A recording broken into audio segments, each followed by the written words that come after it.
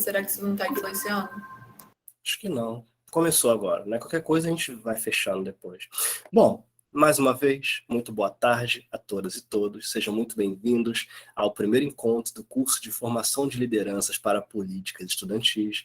Eu sou o professor Carlos, sou o coordenador desse projeto e estarei aqui em todos os nossos encontros, auxiliando a vocês e mediando também o evento com todos os nossos convidados que nós teremos aqui nos nossos próximos encontros.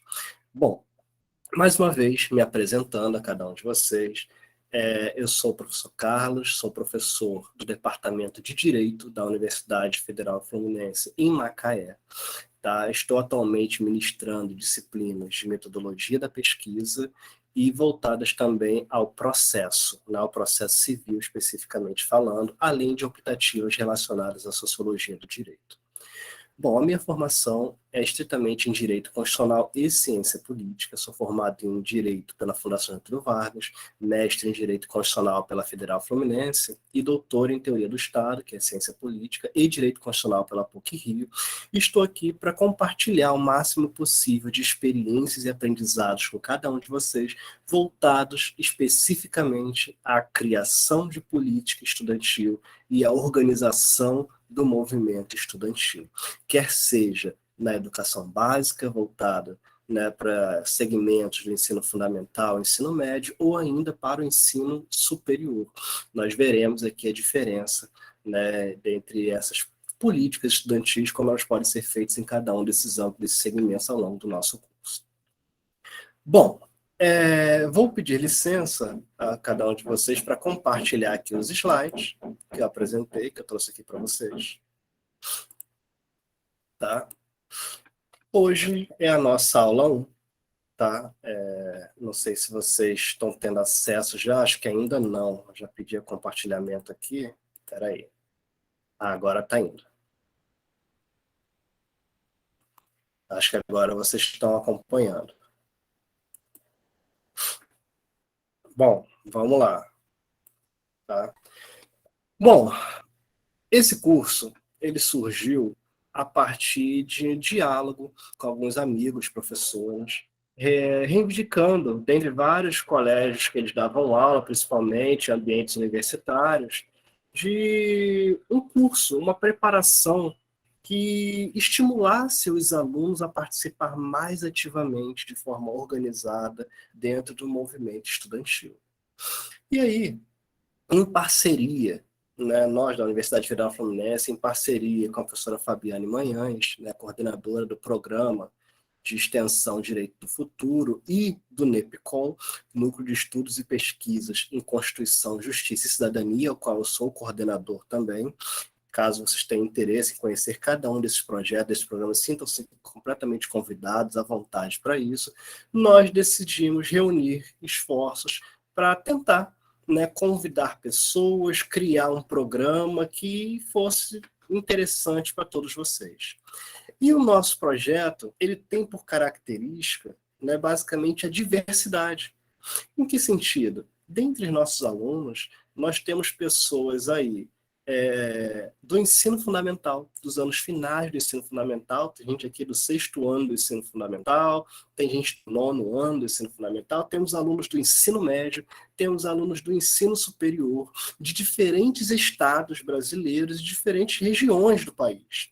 Então, a diversidade é efetivamente uma das características primordiais do nosso curso. E eu acho que isso só engrandece a nossa experiência, a razão pela qual eu faço votos que vocês tenham interesse em compartilhar as suas experiências, compartilhar as suas dúvidas, as suas perguntas. Nós tentaremos aqui criar um linguajar que alcance o maior número de pessoas possíveis. Então, sentiu dificuldade, professor, pode repetir tal parte, tal momento, a gente volta, a gente repete, a gente esclarece algumas questões, ok? Sintam-se completamente à vontade e abraçados por cada um de nós desse projeto. Qual o meu objetivo aqui, no dia de hoje? Apresentar para vocês o que nós veremos ao longo de todo o nosso curso, nossa programação, e falar um pouquinho para vocês do que é essa política estudantil que nós tanto estamos falando aqui e que nós estimulamos que vocês pratiquem efetivamente nos seus ambientes escolares e universitários. Bom, esse aqui é o nosso roteiro, né, para o dia de hoje. Eu vou fazer uma apresentação do curso para vocês, vou explicar as dinâmicas, né, de como o curso será desenvolvido ao longo desse tempinho que nós estaremos juntos. Entrarei efetivamente no conteúdo do dia de hoje, de forma leve, de forma tranquila, sutil, que é sobre política estudantil.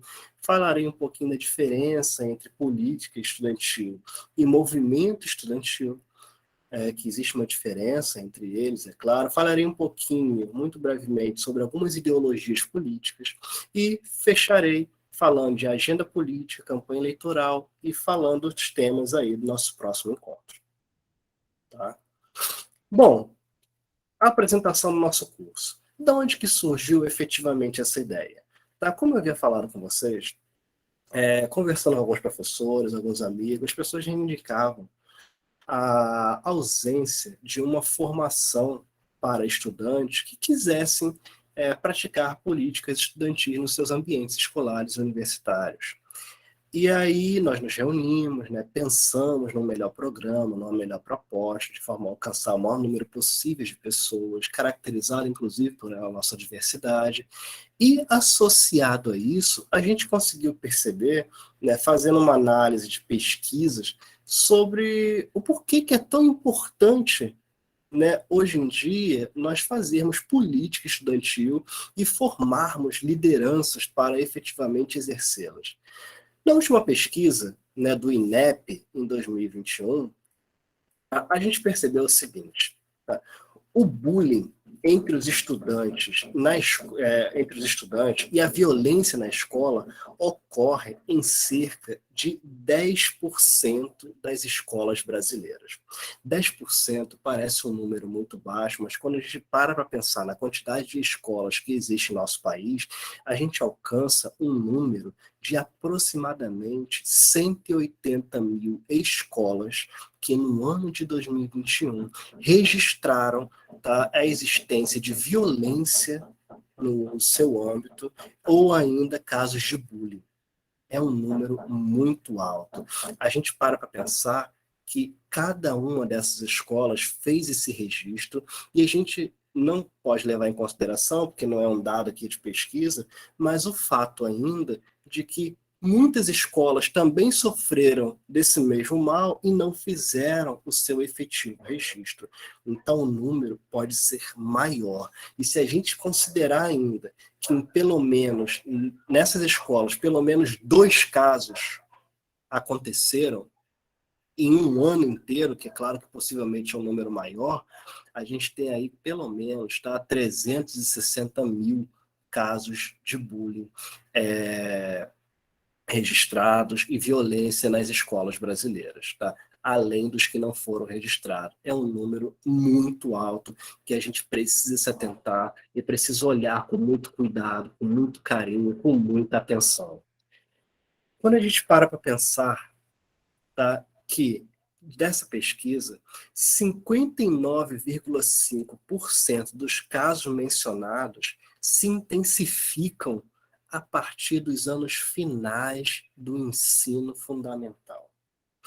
Tá? Então, perceba, nas escolas brasileiras, tá, aproximadamente 60% dos casos de bullying e violência nas escolas ocorrem principalmente dos anos finais do ensino fundamental, seguidos aí, tá, por um número razoavelmente alto de aproximadamente 30% no ensino médio, tá, e aproximadamente 20%, aproximadamente aí, 25 e 15%, perdão, 25 e 15% aproximadamente, nos anos iniciais do ensino fundamental. Então, percebam, é um número muito alto nos anos finais do ensino fundamental, que é um período que os alunos começam a alcançar uma maturidade intelectual um pouco maior para discernir efetivamente o que eles estão fazendo ou não. E aí, 81% dos professores entrevistados durante essa pesquisa, eles afirmaram que as instituições de ensino em que eles trabalham promovem ações de combate ao bullying e violência nas escolas por meio de eventos, né, multiculturais. Ou seja, o governo, está ciente, por meio dessa pesquisa, de que o bullying e a violência nas escolas é um dado importante, que merece ser analisado, e a partir do conhecimento, da iniciativa de conhecer essa realidade, o governo tem o dever de criar políticas públicas que melhor alcance esse público e tente diminuir e até mesmo erradicar esse tipo de violência que ocorre nas escolas, tá? Além disso, as próprias instituições de ensino têm se atentado a esse fato e têm empenhado esforços em superar essa adversidade. De que forma? Criando eventos multiculturais que proporcionem o acesso maior à informação a esses alunos e que eles possam efetivamente diminuir esse tipo diminuir a prática dessas ações. Então percebam o seguinte, já existe, né, um conhecimento desse dado, tá? As pessoas já estão atentas a essa nova realidade que se impõe, as instituições não estão paradas observando isso de longe, elas têm se preocupado, têm se mobilizado, feito o que elas podem para combater esse mal, tá? E aí, o que a gente começa a perceber? Tá? Existem mobilizações das instituições de ensino para superar o bullying e a violência nas escolas. Existe uma mobilização do próprio governo estadual, a nível municipal, estadual e federal, com o objetivo de conhecer um pouco melhor essa prática e de criar políticas que possam combatê-las efetivamente. A gente percebe aí os pais de alunos, os responsáveis, a comunidade escolar, estando ciente desse fato, comunicando esses fatos às autoridades, utilizando as redes sociais para divulgar e tentar coibir práticas tão terríveis quanto essa, né? E a gente para efetivamente aí, tá faltando um público, tá? E os estudantes, tá? Será que eles não estão fazendo nada? Será que eles não estão passivos a esse meio? É claro que não, né? É claro que os estudantes também têm se mobilizado para combater essa prática, e esse curso aqui é justamente para estimular que eles participem cada vez mais ativamente desse processo de combate ao bullying, à violência nas escolas, e não apenas fiquem restritos a isso, mas que combatam também violações, desrespeitos a direitos fundamentais de cada um de nós. Então é preciso criar uma força, uma fonte de resistência de todas essas pessoas que juntas vão tentar reivindicar direitos que lhes são legítimos e que estão sendo violados. Tá? Então, um dos objetivos aqui do nosso curso, é claro que é esse: criar lideranças políticas, tanto na educação básica quanto no ensino superior do país, capazes de se tornar mais conscientes de seus direitos, capazes de não tolerar mais injustiças, violações a direitos, práticas tão terríveis como nós acabamos de descrever aqui nesse curso. Então, o nosso objetivo é, sim, criar lideranças políticas para combater esse mal. E não apenas isso, o nosso objetivo também é dar o acesso, ampliar o acesso a informações cada vez mais cedo sobre política, sobre justiça, sobre cidadania, a todas as pessoas que tenham interesse em ter acesso a esse tipo de informação, que possa aumentar, né, o seu aprendizado sobre esses temas e, é claro, se tornar agentes transformadores da nossa realidade social. E, é claro, né, nosso objetivo também aqui é instruir alunos sobre como lidar no trato com seus colegas, né, respeitando as individualidades, as diferenças de cada um, né, tentar proteger, abraçar o seu amigo, o seu colega, e tentar oferecer um apoio para que ele não sofra mais, né, bullying, uma violência, uma mitigação dos seus direitos e tudo mais.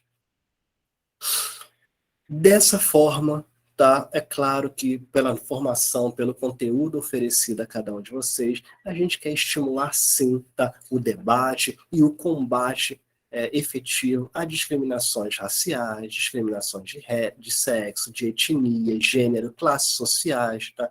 E tentar criar uma rede de apoio solidário, tá? A todas as pessoas que se sintam aí lesadas com os seus direitos, tá? Em qualquer tipo de ambiente que esteja disposto a frequentar.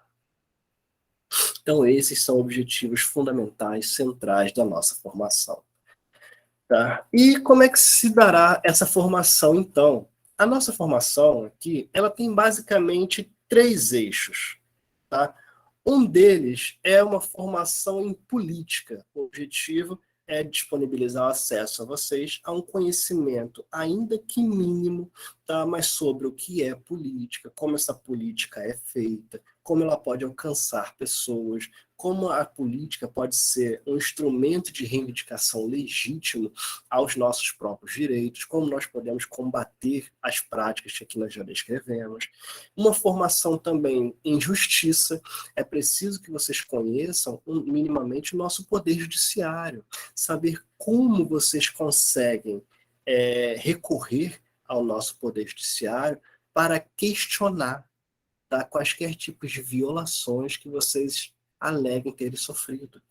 Então, é preciso ter um conhecimento mínimo sobre cada um dos poderes da República, sobre o poder executivo, sobre o poder legislativo e também sobre o poder judiciário. E de que forma o poder judiciário pode se tornar um parceiro de cada um de vocês no combate a todas essas práticas que nós aqui estamos dispostos a efetivamente combater.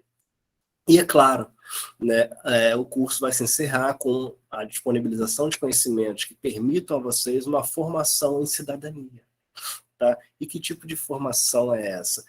O acesso a um conhecimento um pouco mais técnico sobre temas importantes e relevantes na nossa sociedade que tenham por objetivo diminuir, é claro, tá, discriminações, preconceitos e que possam aí criar uma rede mais solidária, uma rede mais inclusiva, uma rede que permita a gente olhar para o outro e se colocar no lugar dele para entender a dor que ele esteja sofrendo e oferecer uma forma além, uma forma a mais de tentar canalizar essa dor, de tentar superar esse mal, de combater essas práticas que tanto prejudicam, né, os nossos amigos, as pessoas que nos são próximas.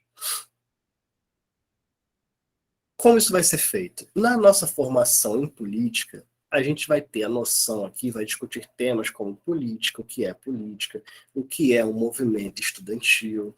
A gente vai tentar diferenciar aí uma agenda política de uma campanha eleitoral. A gente vai ter acesso a alguns poderes da República, quais são os poderes, quais são as suas principais funções, né? Então, como eles podem nos auxiliar nesse processo. A gente vai ter noção aí de marketing político, tá? Não é porque é um tema novo do momento, mas o marketing político ele pode lhe instruir a fazer uma campanha eleitoral e alcançar o maior número de pessoas possíveis pelas redes sociais, né? A gente sabe aí que os brasileiros considerados, né, como as pessoas que mais ficam tempo em aplicativos no mundo inteiro. Então, como é que a gente utiliza isso para tentar conscientizar cada vez mais as pessoas e trazê-las para o nosso lado, né? Nos apoiar em nossos projetos e tentar combater todas essas práticas que aqui estamos dispostos. Na nossa formação em justiça, a gente vai ter um pouco da noção de como a nossa justiça, como o nosso poder judiciário se organiza, ou seja, quando a gente tem alguma demanda, alguma reivindicação, como a gente pode recorrer judicialmente disso? Como é que a gente pode questionar? O poder judiciário, ele é um poder que ele age sob a nossa provocação. Então, ele não vai ter a iniciativa, ele não vai agir de ofício em nosso favor. A gente precisa reivindicar a sua atuação. Então, onde que a gente faz isso? Como a gente pode fazer isso? É o objetivo desse encontro. A gente vai ter uma noção também sobre a nossa Constituição Federal, como a lei suprema do país, né? Ou deveria ser. Né? A gente sabe que estamos tendo cada vez ataques maiores à nossa Constituição Federal, mas como ela se torna um instrumento que vai dar aí amparo a todas as outras normas que existem em nossa sociedade. Então, a gente vai ter um pouco noção sobre o que é a Constituição, que normas elas nos oferecem de modo a nos proteger. A gente vai ter um pouco a noção também sobre alguma legislação específica sobre agremiações estudantis. O nosso objetivo não é formar lideranças para exercer esse tipo de política estudantil, então é interessante que vocês tenham uma noção também sobre como fazer, como criar uma agremiação estudantil. E a agremiação estudantil no sentido lato, tá? Porque uma agremiação estudantil ela pode se manifestar na educação básica por meio de grêmios estudantis e no ensino superior por meio de centros acadêmicos, tá? Ou ainda diretórios acadêmicos. Então, a gente vai ter acesso aí a uma legislação específica sobre a formação dessas agremiações estudantis. Posteriormente, né, para fechar o nosso ciclo, nossa formação em justiça, a gente vai ter acesso também a uma introdução ao direito civil, tá? Ou seja, direitos de personalidade, direitos à imagem, como a gente preserva a imagem de alguém, como a gente preserva a intimidade, a privacidade, quando que nós estamos violando esse tipo de direito, é fundamental a gente ter esse tipo de noção. E também direito penal. Tá? Desde o conhecimento mínimo, tá, gente? Que a gente não tem tempo, infelizmente, para aprofundar cada um desses temas. O objetivo é dar noções para vocês, introduções. A gente vai ter a noção também desde medidas socioeducativas, para vocês saberem o que são medidas socioeducativas, quando que um adolescente pode incorrer nessa possibilidade, até mesmo alguns crimes também que vocês terão a oportunidade aqui de conhecer. Tá certo? Então, não de conhecer o crime, é claro, mas de conhecer também a sua prática, como ele pode ser caracterizado e evitado, é claro. Por último, nós teremos aí uma formação em cidadania. Tá? Então, o que é importante para a gente nesse ciclo? É a gente entender que cidadania não é só exercer o seu direito político ao voto. E cidadania é algo que vai muito além disso. Tá? Então, não entendo cidadania como sinônimo do direito de votar. Cidadania vai algo além. Cidadania está fazendo referência aqui à possibilidade de exercício dos nossos próprios direitos sociais. Então, dos nossos direitos à educação, ter acesso ao direito à saúde, exercer efetivamente, saber como eu posso criar instrumentos e mecanismos que me garantam o exercício desse tipo de direito. Isso é cidadania. Então, a gente vai ter uma aula só sobre isso. A gente vai entender a grande diferença entre grupos vulneráveis e grupos minoritários. A gente vai começar a perceber que aqueles grupos que nós chamamos de minoritários, na verdade, não são. São grupos majoritários na sociedade, mas são grupos vulneráveis, grupos que sofrem algum tipo de vulnerabilidade econômica, vulnerabilidade social, e que por isso merecem ser igualmente abraçados por nós. Então, que grupos são esses? Né? Como nós podemos agir em cooperação a eles? A gente vai entender um pouquinho sobre violência, bullying nas escolas, como eu já falei anteriormente. A gente vai ver aqui, né, a diferença, né, do que é viver numa comunidade, numa favela. Existe diferença de uma expressão para outra, né? Como é o convívio nesse tipo de ambiente, que tipo de reivindicações, né, as pessoas que compartilham, né, das suas experiências nesses espaços têm, né, a exigir do poder público. A gente tem também uma parte que vai discutir racismo, população indígena, o grupo LGBTQIA+, violência contra as mulheres, violência doméstica e pessoas com deficiência. São temas relevantíssimos na nossa sociedade, temas que estão aí em voga o tempo todo. E a cada momento que a gente vê uma notícia triste aí nas redes sociais, né, na internet em geral, que está relacionado direto ou indiretamente com alguns desses temas. Então, é fundamental que a gente estude e discuta cada um deles no nosso curso aqui. Então, a nossa formação ela tem esse objetivo, de oferecer conhecimentos mínimos em política, em justiça, em cidadania, mas que dê a vocês a oportunidade de consolidar um conhecimento e criem vocês a iniciativa de combater, né, todas as injustiças que nos acometem nos dias atuais. E como isso vai acontecer? tá? Como a gente vai estudar cada um desses temas aí? Primeiro, as nossas aulas, né, serão espaçadas em dias e horários pré-definidos. O que que isso significa? Os nossos encontros serão prioritariamente às sextas-feiras, às 17 horas, tá? Mas não serão todas as sextas-feiras até o mês de setembro, que é quando se encerra o nosso curso. Nós temos aí um respeito ao nosso calendário acadêmico e, portanto, o período de recesso escolar será devidamente respeitado. O que significa dizer que nós teremos o nosso encontro de hoje, teremos o nosso encontro no dia 24, será o nosso próximo encontro, 24/6, que é um dia posterior aí ao feriado, que teremos na próxima semana. Então, fiquem atentos a isso. Na próxima semana nós não teremos encontro, teremos na semana seguinte.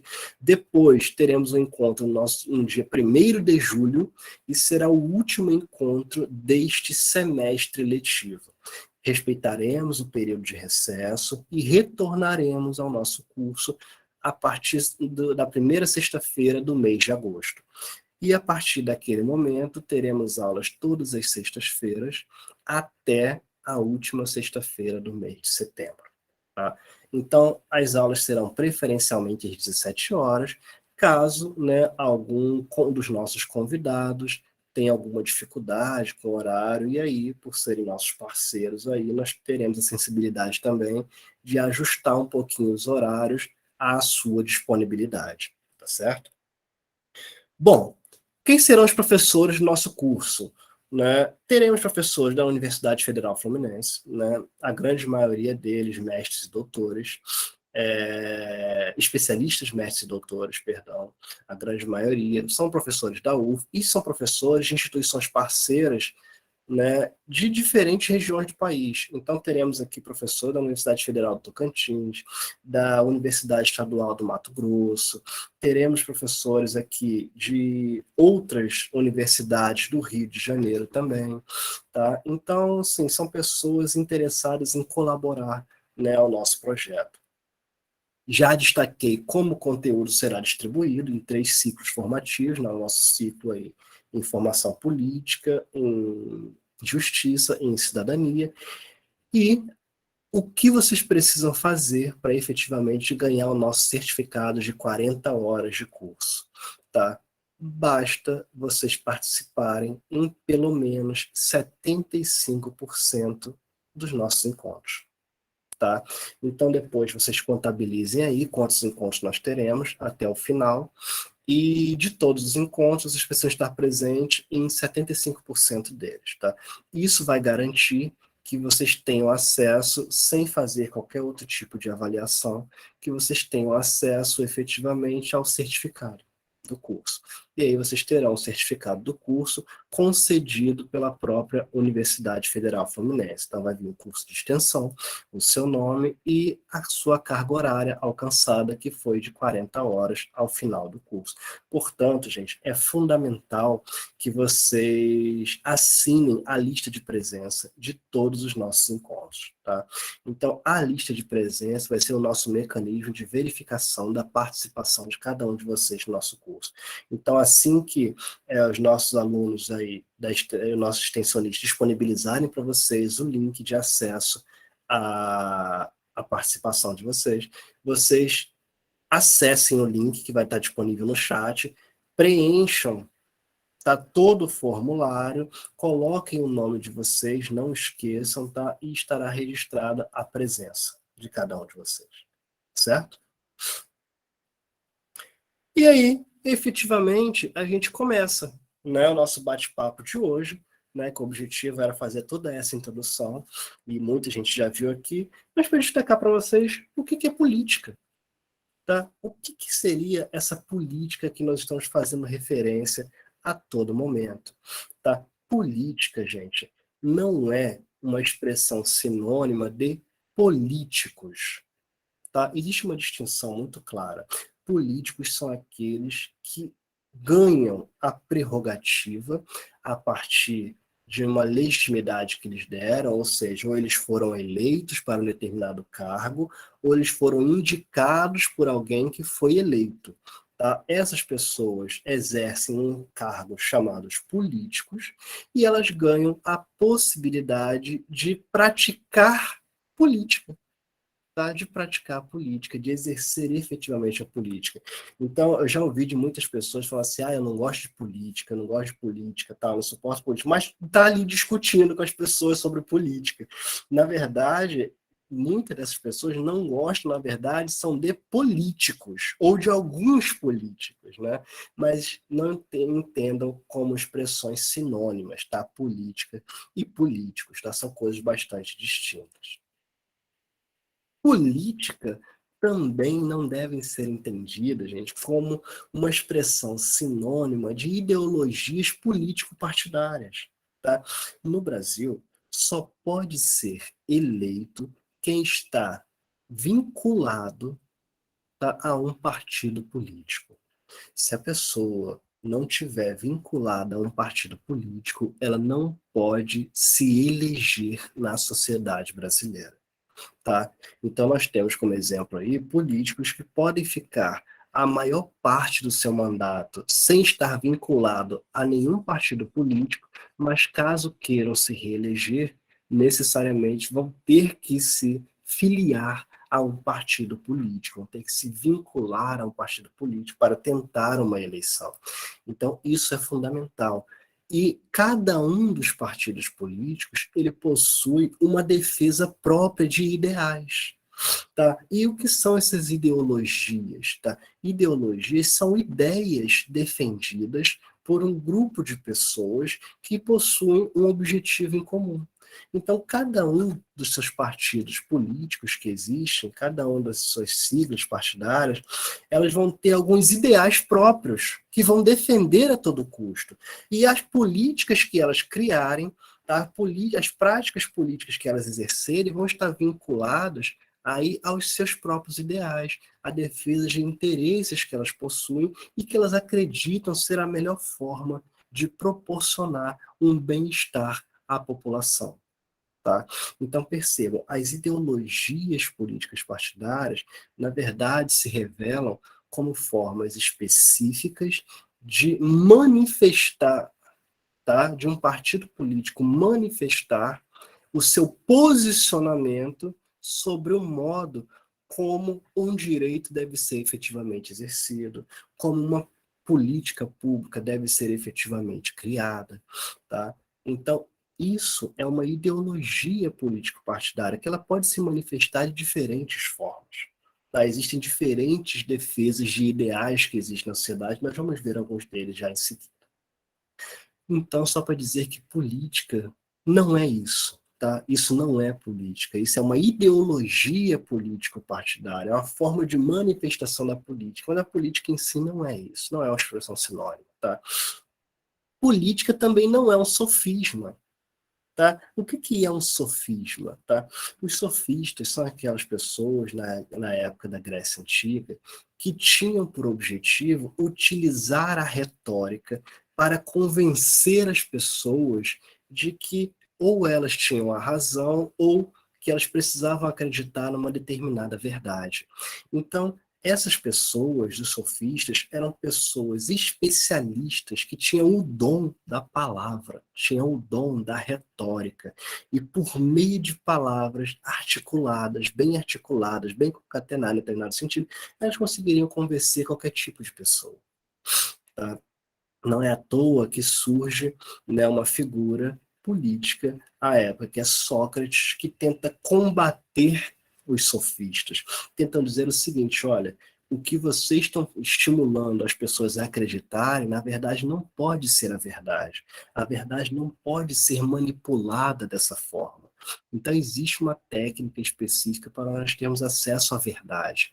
Então, percebam, gente, política não pode ser entendida apenas por pessoas que tenham o dom da palavra e que conseguem, de alguma forma, te convencer de que a ideia que ela está lhe apresentando é a mais correta, é a mais sensata, é a mais adequada a ser aplicada em um caso concreto.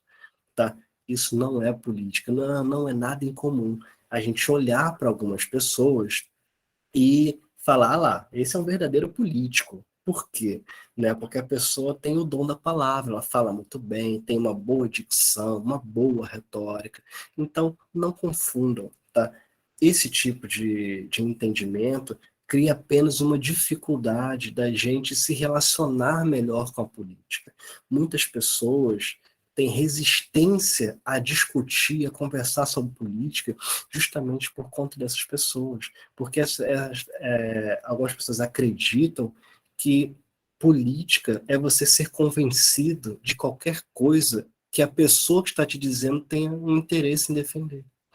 Tá? E, na verdade, política não é isso. Isso é um sofisma. Tá? Essas pessoas que têm o dom da palavra, o dom da retórica, o dom de convencer a você de qualquer coisa que ocorra, né, são considerados sofistas. Né? No direito brasileiro, por exemplo, tem uma história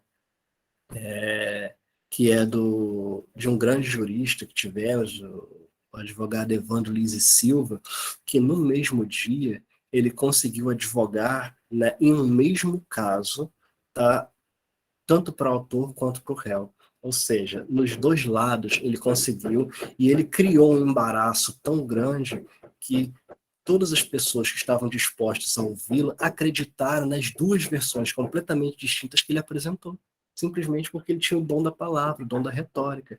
Como consequência, aquele julgamento foi anulado, porque as pessoas não conseguiam decidir. Olha que coisa, né? Então, são sofismas, tá? Pessoas que têm o dom da retórica, o dom da palavra, não confunda isso com política, tá? Isso não é política. Então, na verdade, o que que é essa política? De que política nós estamos falando, né? Política, efetivamente falando, são sempre formas de manifestação, organização e exercício do poder. Sempre quando nós estamos falando de política, estamos falando de forma de exercício de um poder. Quando a gente fala de política estudantil, a gente está falando de formas de exercício do poder pelos estudantes. Tá? Quando a gente fala de política legislativa, a gente está falando de formas de exercício do poder político por parlamentares, tá? Por pessoas que ocupam cargos no poder legislativo. Então, assim, política, na verdade, é uma forma bastante específica de você manifestar poder, de você organizar poder e de você exercer o poder. Tá? Isso é política. Tá? Quando existe uma família e que o pai ou a mãe estão ali determinando que coisas devem ser feitas de determinada forma, estão estipulando como determinadas situações devem ser organizadas, devem ser exercidas, eles estão exercendo ali o seu poder familiar. Tá? Então, percebam, tá? Isso é política. Tá? A política está presente em todo o nosso meio, mas como forma de organização, de manifestação e exercício do poder. Tá? E, por isso, a política ela passa a ser entendida também como um conjunto de habilidades necessárias a pessoas que tenham um interesse em governar, um interesse em administrar bens, administrar pessoas, em organizar situações, em tomar decisões, competência para fazer escolhas. Ou seja, a cada escolha que a gente está fazendo, a gente necessariamente está abrindo mão de uma outra coisa. Então, é preciso você ter competência para saber do que você vai abrir mão, em que momento você vai abrir mão daquilo, tá? Para promover determinado bem. Tá? Em outras palavras, tá? Política é toda forma de participação mais ativa, uma participação nas discussões e nas deliberações públicas. Tá? Ou seja, que discussões públicas? Discussões sobre temas que nos afetam diretamente, que afetam diretamente a nossa vida, o nosso bem-estar. E deliberação pública, né, no sentido de nós participarmos ativamente nas principais decisões, né, praticadas tanto no Poder Executivo, quanto no Legislativo, quanto no Judiciário. Então, deliberação no sentido de participar das decisões públicas diretamente que nos impactam. Isso é também exercer política. Então, política é muito mais do que a gente pode imaginar. Vai muito além. Tá? E aí, a gente fala da política estudantil. Tá? Gente, no Brasil, as maiores conquistas do povo brasileiro foram conquistadas aí, foram exercidas pelos estudantes. Tá? A gente tem aí o movimento, por exemplo, dos caras pintadas, que foram determinantes a uma desestabilização do governo do Fernando Collor de Mello e que fez praticamente que o impulsionou a renunciar ao cargo de presidente da República. Tá? Então, isso é fundamental. Nós temos aí o movimento também do Se Liga 16, que foi um movimento antes da Constituição de 88 ser promulgada, ser criada, que foi um movimento de estudantes que tentou fazer com que o debate sobre a coisa pública os alcançasse também. Os estudantes queriam participar mais ativamente dessas deliberações públicas. E o movimento Se Liga 16 foi um movimento para mostrar que estudantes, né, que pessoas com 16 anos de idade tinham condições de tirar o seu título de eleitor, de escolher os seus governantes e de participar mais ativamente desse debate, dessa discussão sobre a coisa pública. E foi uma enorme conquista, porque isso efetivamente passou a integrar o texto constitucional. E desde 88, graças a essa batalha, a essa luta aí, os estudantes passaram a ter o direito de votar aos 16 anos. São muitas conquistas fundamentais, importantíssimas. Em 95, né, nós temos aí a lei do Grêmio Livre, né? Fazer um grêmio estudantil numa instituição de ensino era praticamente um mito. Você precisava contar com o apoio, a participação da direção, né, a sua autorização poder fazer. E a lei do Grêmio Livre acaba com isso. Vai dizer o seguinte, olha, independente da direção de uma instituição de ensino permitir ou não, nós temos o direito de exercer a nossa política estudantil nesse tipo de ambiente. Né? Então, a lei do Grêmio Livre garante aí mais uma conquista para os estudantes de que é possível sim fazer política em ambiente escolar e é o melhor ambiente para se fazer esse tipo de política. Né? É um ambiente que nós aprendemos cada vez mais, nós interagimos, nós conversamos, aprendemos, é um ambiente fundamental. O passe livre, é claro, né, uma importante conquista que, pasmem, tá? É um movimento que começa na década de 50 no Brasil. Na década de 50, a gente tem o movimento da invasão dos bondes. O que que isso significa, essa invasão dos bondes? Né? Alguns estudantes dizendo o seguinte, cara, a gente não tem dinheiro para poder ir pagar um bonde para ir para a escola, tem que ir andando, a gente anda muito tempo, demora mais a chegar, já chega suado, às vezes chega atrasado para a aula. Os estudantes simplesmente começaram a invadir os bondes. Né? Falar assim, não, a gente vai subir nele e ninguém vai conseguir tirar a gente daqui. Então, ó, vejam bem, o movimento que teve naquela década para apenas no final da década de 90 conseguirem conquistar o direito ao passe livre. E ainda assim, tá, vocês percebam que o passe livre são leis estaduais. Então, cada estado regulamenta de uma determinada forma específica. Né? Eu tive a oportunidade de morar em Brasília, que lá qualquer estudante, seja de curso livre, de educação básica, de ensino superior, público ou privado, tinha direito ao passe livre nos transportes públicos.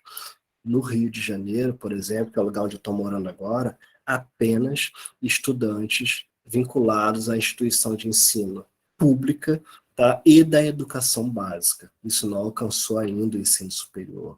Então percebam que ainda, né, depois de mais de 20 anos de lei do passe livre, a gente ainda está engatinhando nesse processo. Mas quando a gente olha para trás e vê que é uma luta já de mais de 50 anos, a gente começa a entender todo esse processo. E o quanto é importante esse movimento, essa organização estudantil em prol dessas conquistas.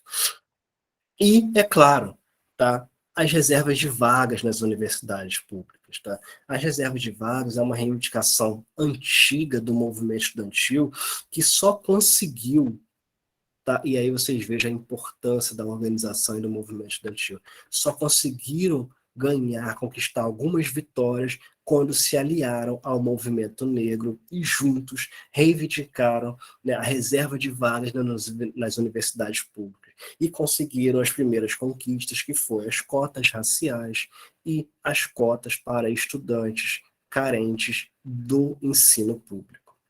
Tá? Então, vocês vejam aí quantas conquistas importantes pela política estudantil. A gente precisa voltar a se mobilizar. Tá? Esse curso é para vocês terem acesso a esse tipo de conhecimento, se estimularem cada vez mais a fazer isso, a participar desse processo. Então, o que é esse movimento estudantil? Tá? Existe uma política estudantil, como eu havia falado, uma forma de organização e manifestação do poder pelos estudantes, e o movimento estudantil é uma forma de organização dessa política estudantil. Tá? Então, quando os estudantes se organizam efetivamente para exercer essa política estudantil, eles estão aí praticando, né, o que a gente chama de movimento estudantil. E como isso pode ser feito? De diferentes formas. Tá? O movimento estudantil pode ser exercido por agremiações estudantis, como nós colocamos anteriormente, tá? Pode ser um grêmio estudantil na educação básica, um centro acadêmico no ensino superior, um diretório acadêmico também no ensino superior, e pode ser pela participação mais ativa a associações, tá, privadas, sem fins lucrativos, que orientam os estudantes a se organizarem politicamente para exercer essa política.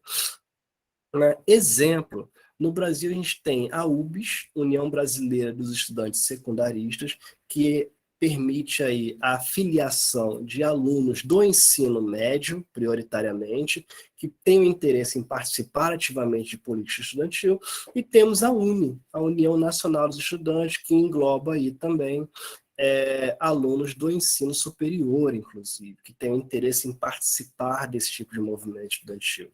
Então, é claro que, assim, ao longo dos anos, tanto a UBS quanto a UNE travaram aí batalhas políticas por terem ideologias, né, manifestações de pensamento diversas umas das outras. Mas, sempre que a história precisou, tá, essas entidades estudantis se uniram em prol de um objetivo comum, que é aí combater, né, muitas injustiças, combater graves violações de direitos humanos, inclusive, que ocorrem em nossa sociedade. Então, isso é movimento estudantil. E, né, como que esse movimento estudantil ele pode, né, conduzir as suas atividades? Por meio do que eu falei anteriormente, que são as suas ideologias políticas. Existem diferentes formas, né, de você defender uma ideia, um posicionamento, dentro de um movimento estudantil. Tá? Existem ideologias, né, que, assim, é claro que essa linha, gente, eu destaco para vocês, é cada vez mais tênue, tá? Essa linha de direita, de esquerda, de centro, é cada vez mais difícil de caracterizar quem é o quê. Então, eu vou dar para vocês uma noção aqui capaz de diferenciar um do outro. Mas quando a gente começa a discutir mais profundamente, a gente vai para a prática, a gente vai começar a perceber que algumas práticas, algumas posturas acabam por aproximar essas diferentes ideologias. Tá? E isso é política, é assim que acontece. A gente também não é obrigado, tá, a se sentir aí preso a um determinado tipo de ideia, de pensamento, até porque nós somos livres para pensar diferente e, inclusive, para ter a hombridade de mudar de opinião, que não é problema nenhum. Tá? Então, ideologia de direita. A ideologia de direita tem por principal característica uma conservação da estrutura do Estado. Tá? Ou seja, o objetivo é fazer com que o Estado intervenha cada vez menos na vida em sociedade, contribuindo também para que o mercado passe a regular, né, um pouco mais as próprias relações sociais. Então, o principal objetivo aí da ideologia de direita é ter um Estado cada vez menos presente, tá? Ou seja, um Estado cada vez menos interventor, para permitir que o próprio mercado, as próprias relações sociais se autorregulem.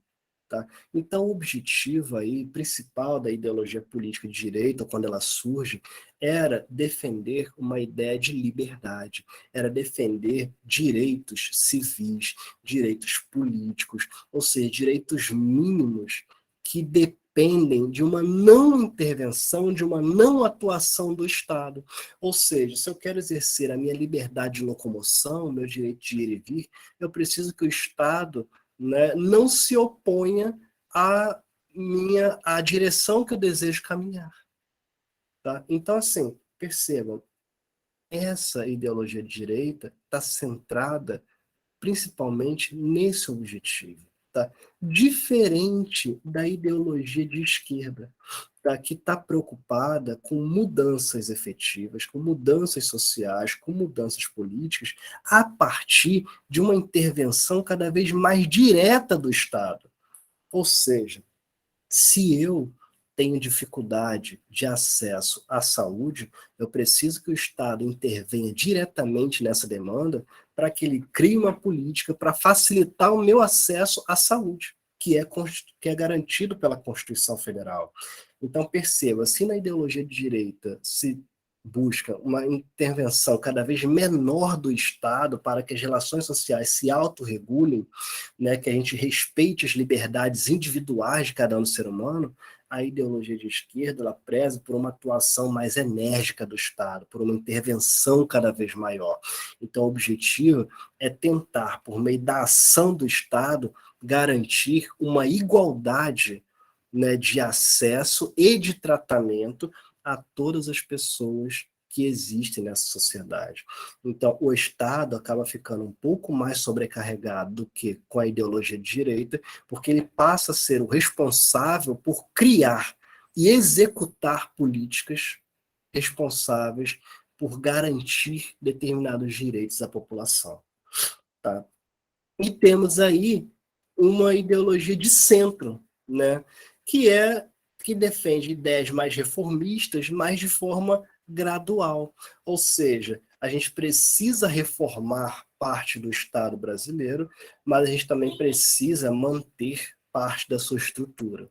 Ou seja, a gente precisa fazer mudanças sociais, a gente precisa fazer mudanças políticas, mas a estrutura do Estado ela precisa ser preservada, precisa ser mantida. Então, é praticamente que um meio termo. Você busca reforma, mas você busca reforma com o mínimo de intervenção do Estado. Perceba, é um pouquinho das duas ideologias. E é por isso que gera tanta dificuldade de compreensão, que gera tanto debate, né, na nossa sociedade. Uns olham para umas pessoas e falam assim, olha, você é mais de direita, você é mais de esquerda, não, você é de centro. Né? E aí acaba que, na prática, as pessoas elas começam também a mudar de ideias, a defender posicionamentos que são diferentes. Veja, não é preciso, né, para a gente, por exemplo, se vincular sempre a um determinado tipo de ideologia para defender um determinado ponto de vista. Você pode ser maleável, você pode mudar de ideia e você pode também assumir o fato que você está em processo de aprendizado e está tentando aprender a lidar com esses diferentes posicionamentos, com essas diferentes formas de manifestação do pensamento. O mais importante de tudo isso é a gente estar disposto a ouvir, a entender o outro e depois de ouvir e entender, se colocar no lugar dele para tentar facilitar o seu processo de compreensão do ponto de vista do outro, para tentar compreender um pouco melhor e somente depois de todo esse processo você criar a sua própria convicção, né? É o que a gente menos vê atualmente, mas é o que a gente mais precisa fazer efetivamente. E uma distinção aqui entre agenda política e campanha eleitoral. Tá? O que é isso, na verdade? Gente, a agenda política também é entendida, também é conhecida como uma plataforma política, que é um conjunto de estratégias, de seleção de temas, de propostas, é claro, de acordo com a ideologia política do partido ao qual você está vinculado, ou do ideal que você acredita, tá? Para apresentar alguém. Então, perceba, quando vocês ouvirem falar qual a sua agenda política, você está interessado em conhecer as propostas, os temas que vão ser enfrentados por determinado grupo, as estratégias de alcance, de implementação de determinadas propostas, tá? Tudo isso para quê? Porque você já sabe que isso vai ser apresentado de alguma forma, tá? E qual é a forma de apresentação de uma agenda política? A campanha eleitoral. Tá? Ou seja, quando as pessoas começam a criar essa agenda política, criar essa proposta, nessas estratégias, tudo isso, de um modo como elas vão enfrentar cada um desses temas, elas estão apresentando para algumas pessoas, tá? Como elas pretendem, tá, exercer o poder que elas estão disputando. Perceberam? Então, qual o período de apresentação de tudo isso? É a campanha eleitoral. É quando alguém está tentando ocupar um desses cargos e precisa ser votado para legitimamente ocupar esses cargos políticos. Tá? Então, o período de campanha eleitoral é o período que essa plataforma política vai ser apresentada a todas as pessoas, que as pessoas vão conhecer as propostas, vão conhecer a ideologia de alguém, vão conhecer, né, os próprios políticos que estão sendo apresentados e vão poder aí pensar, refletir e formar a sua convicção sobre quem ela acredita que pode fazer a maior mudança social e política possível a partir do voto que ela vai proferir, tá? Então isso é a campanha eleitoral, diferentemente da agenda política, tá certo?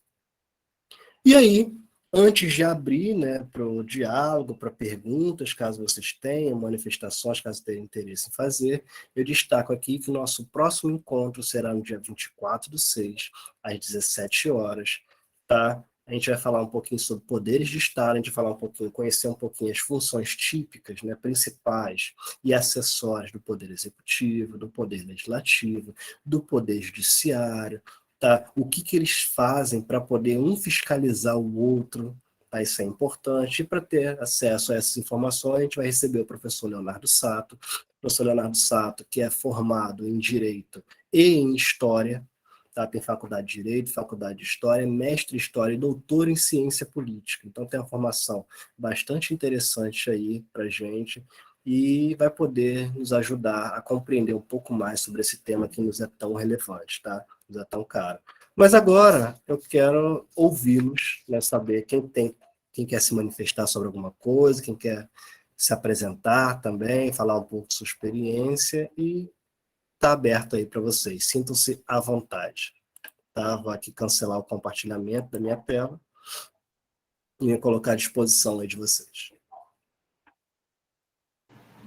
Professor, durante a palestra, me veio à cabeça algo que eu aprendi, acredito que no ensino fundamental, né? A gente está falando sobre escola, né, faculdade, e as pessoas hoje em dia estão cada vez mais intolerantes, né? E muito bipolares no sentido de ou uma coisa ou outra, né? Existem polos muito distantes e muito incompatíveis hoje em dia, principalmente com relação à política. E muita gente política, eu não gosto de política, eu não vivo política. E como a palestra do senhor hoje mostrou isso, que política, a gente vive política. A política interfere diretamente na nossa vida, em todos os aspectos, seja no aspecto de cidadania, né, como o senhor falou, de direitos, direito à saúde, direito à liberdade de ir e vir, a educação, absolutamente tudo. E as pessoas muitas vezes não têm essa dimensão, né, de o que a política envolve na nossa vida. E como é importante também conhecer, né, ter um conhecimento básico para poder sair do senso comum. Como muitas vezes, às vezes, eu vejo as pessoas pedindo o fechamento do STF, intervenção militar, e eu fico pensando assim, meu Deus, como que uma pessoa em sã consciência pode pedir isso, sabe? E eu acredito que é só através do conhecimento mesmo que essas questões podem ser esclarecidas, né? E a gente pode ter uma percepção melhor, né, do qual é o nosso papel na sociedade, qual o papel das instituições, né? Qual é o lugar de cada um e qual é a importância da política na nossa vida, desde as das questões menores, né, mais simples, até as questões mais complexas.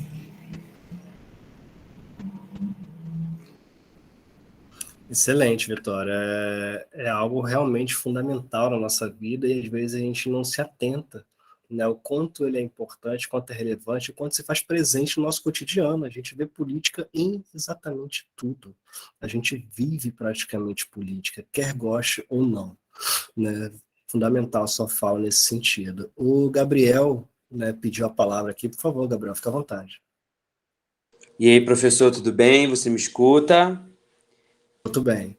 Tudo bem, gente? Boa noite. Meu nome é Gabriel Figueiredo, sou estudante do segundo período, né, de Direito da UF. Eu estou agora no processo de reestruturação do centro acadêmico, também sou militante, né, de umas outras causas.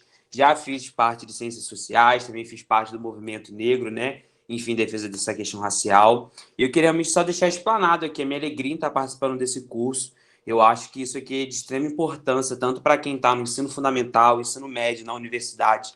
A gente sabe que é um momento muito delicado, né, que a gente está vivendo hoje. Nós precisamos desse conhecimento, né, de entender o nosso papel na sociedade, entender o nosso papel mediante as figuras políticas, né, que são apresentadas, que são os nossos representantes nos dias de hoje. E eu estou aqui muito feliz, né, estou muito grato que vi o curso cheio, né.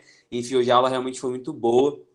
E eu queria deixar mais realmente, sabe, essa minha explanação e convocar vocês também, né, para continuarem lutando, enfim, continuarem aprendendo mais sobre essa área, porque realmente é importante. Nós somos, né, o povo, nós somos o poder que realmente vai mudar todas as coisas. Então, por mais que seja um pouco difícil, eu sei que a gente uma hora consegue, né?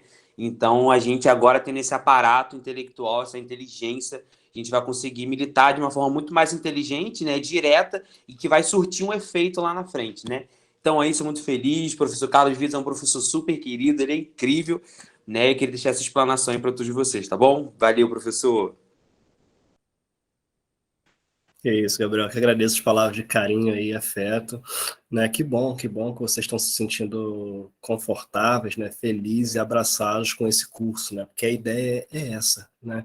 Eu acho tão difícil hoje em dia a gente conseguir se reunir para conversar sobre política, né? Vocês vejam aí as festas de fim de ano nas famílias, né? Assim, estão diminuindo cada vez mais porque as pessoas não estão tolerantes mais a ouvir tantas ofensas, né, em decorrente de manifestações políticas. Né, é terrível, mas a gente precisa sim conversar sobre isso.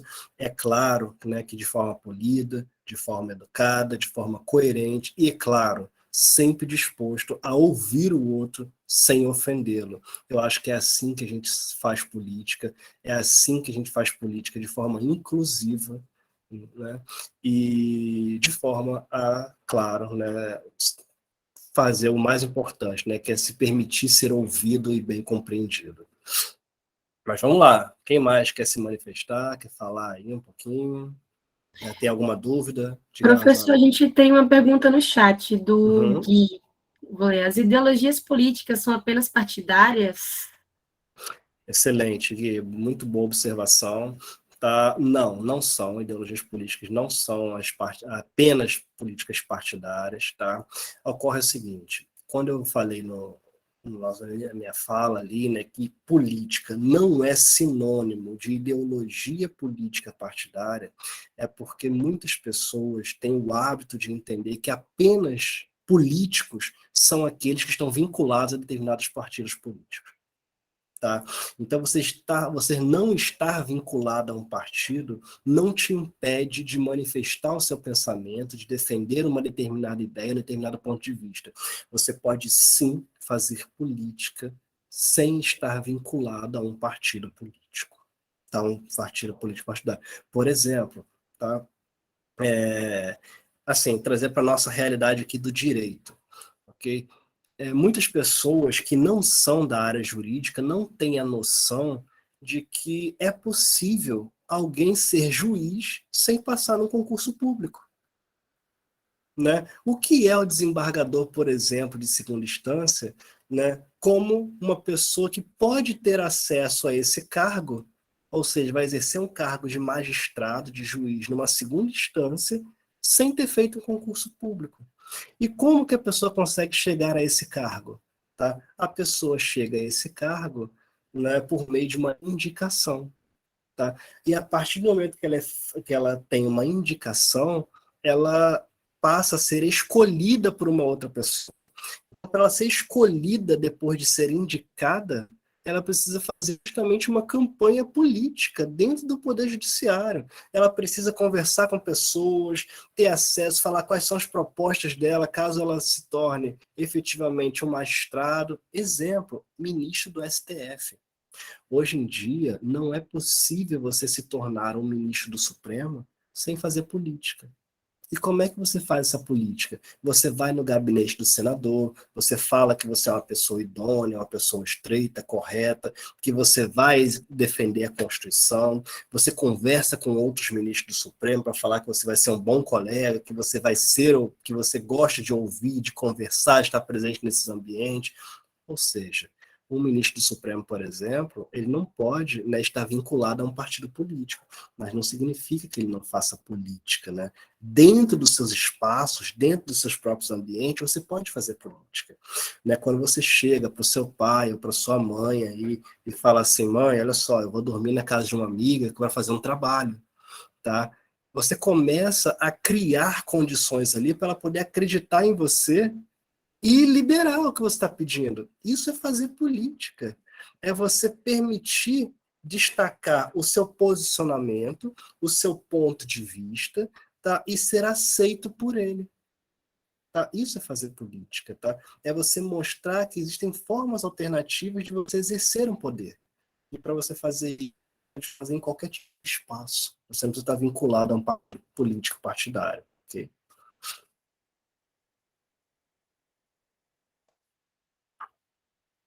Vamos lá, não sei se tem mais alguma pergunta, alguma questão. Não? Pessoal tímido no primeiro encontro, né? Vamos lá, pessoal. Vocês estão assinando a lista de presença, né? Estão aí assinando a lista de presença. Não deixem de assinar a lista de presença. Eu vou deixar a lista de presença aí aberta até uns 10 minutinhos após o encerramento do evento, para dar tempo de todo mundo preencher e assinar, enviar tudo direitinho. É fundamental a presença de vocês, tá, nesse espaço. E eu queria, na verdade, né, já que ninguém tem nenhuma outra colocação para falar, dizer do meu imenso, né, agradecimento, minha satisfação de estar presente aqui no dia de hoje com vocês, né? É realmente um prazer, tá? Estou muito feliz de ter tantas pessoas aqui interessadas em aprender sobre política estudantil. Faço votos de que vocês estejam presentes aqui nos nossos próximos encontros, tá? Participem, tragam perguntas. Vocês já têm, ó, pessoal, só 14 pessoas registraram presença na lista, hein? Acabei de ver a informação da Vitória aqui. Então, Vitória, passa a lista de presença aí de novo, tá? Coloca de novo. Pessoal, preencham a lista. Eu vou deixar a lista liberada até uns 10 minutinhos depois do nosso evento, tá? Porque a presença de vocês no registro é fundamental para a gente poder liberar o certificado. Vocês vão ganhar um certificado da Universidade Federal Fluminense. Vocês vão ser lideranças formadas pela UF, pela Universidade Federal Fluminense. Então, é importante, né, para o início da trajetória política de vocês, ok? Então, mais uma vez, quero convidá-los a estar presente aqui novamente no dia 24 de junho, tá? Sigam as nossas redes sociais, aí tenham acesso a informações sobre nossos eventos, a Vitória, Joana e Gabriel vão colocar aqui no nosso chat as nossas redes sociais, né? O NEPCOM, que é o nosso núcleo de estudo e pesquisa sobre Constituição, sobre justiça, sobre cidadania, né? Em breve nós abriremos editais também para vocês terem interesse em participar ativamente das nossas discussões. O nosso programa, né, de direito, e nosso programa de extensão de Direito do Futuro, que é um programa que está sempre aí criando diversos eventos informativos para vocês sobre os temas mais diversos possíveis, tá? Então sigam as nossas redes sociais, o meu A minha rede social também vai estar presente aí, caso vocês tenham interesse em criar um diálogo, né, estabelecer uma rede, fazer um tipo de contato maior. Estou à disposição também de cada um de vocês. E vocês têm um e-mail, que vocês receberam o link para participar. Tá? Vocês têm o nosso e-mail aí do programa de Direito do Futuro, nosso programa de extensão. Quaisquer dúvidas que vocês tenham sobre o curso, sobre o programa, dia, horário, por favor, né, fiquem à vontade para fazer esse tipo de contato, ok? No mais, quero me despedir de cada um de vocês, quero agradecer mais uma vez a presença, a disponibilidade de tempo de estar aqui todo esse momento, tá? Espero revê-los no nosso próximo evento, que vai ser dia 24/6, não é semana que vem, mais uma vez no dia 24/6, com o professor Leonardo Sato, falando sobre poderes de Estado e da República, tá certo? No mais, fica o meu abraço apertado, meu desejo de bom fim de semana para cada um de vocês, tá? E espero revê-los muito em breve, pessoal. Grande abraço e até mais.